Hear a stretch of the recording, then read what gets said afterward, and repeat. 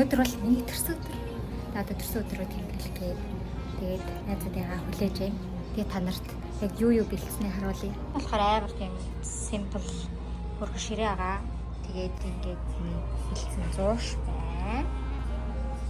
Одоо айгуу та харагдчихна. Энэгээр юу хийх вэ гэхээр план дээр юм зурагч байгаа. Тэгээд хөрхөн акрил бодгонод авсан байна. Өөр тэгэл баба.